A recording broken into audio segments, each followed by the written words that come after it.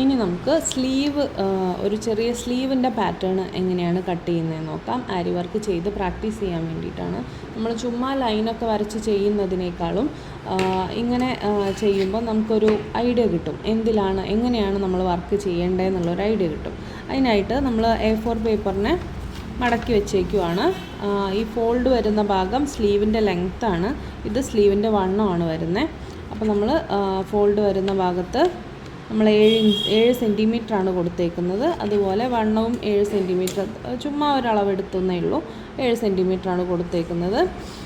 പിന്നെ നമ്മൾ ഇവിടെ നിന്ന് ഇങ്ങോട്ട്, അതായത് ഈ ലെങ്ത്ത് പോയിൻ്റ് മാർക്ക് ചെയ്തില്ലേ, ആ പോയിൻറ്റിൽ നിന്ന് നേരെ നമ്മൾ 9 സെൻറ്റിമീറ്റർ ഒന്ന് മാർക്ക് ചെയ്തു. അത് കഴിഞ്ഞ് ഈ നമ്മൾ ആദ്യം ഈ കൈ വണ്ണം അടയാളപ്പെടുത്തിയ പോയിൻറ്റും ഈ 9 സെൻറ്റിമീറ്ററും കൂടെ ഒന്ന് ജോയിൻ ചെയ്ത് കൊടുക്കുക.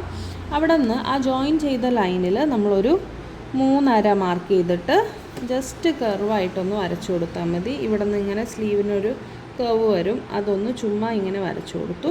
ഇനി ഇതിലൂടെയാണ് നമ്മൾ കട്ട് ചെയ്യേണ്ടത് കേട്ടോ. സ്ലീവിൻ്റെ പാറ്റേൺ കട്ട് ചെയ്യുമ്പോൾ അതിലൂടെയാണ് കട്ട് ചെയ്ത് പോകേണ്ടത്.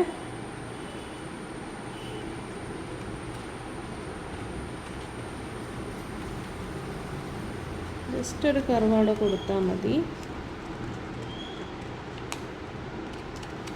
ശരിക്കും സ്ലീവ് പാറ്റേൺ വെട്ടുന്നതിനൊക്കെ വേറെ മെത്തേഡ് ഉണ്ട് കേട്ടോ. ഇത് ജസ്റ്റ് പ്രാക്ടീസ് ചെയ്യാൻ വേണ്ടിയിട്ടാണ് ഞാൻ ഈ ഒരു മെത്തേഡിൽ ചെയ്യാനായിട്ട് പറഞ്ഞത്. ഇനി ഈ ഒരു പീസാണ് നമുക്ക് വേണ്ടത്. നമ്മൾ തുണിയിലോട്ട് ചെയ്യുമ്പോൾ യൂസ് ചെയ്യുന്നത് ഈ ഒരു പീസിനെയാണ്. ഈ പാറ്റേണാണ് നമ്മൾ യൂസ് ചെയ്യേണ്ടത് കേട്ടോ.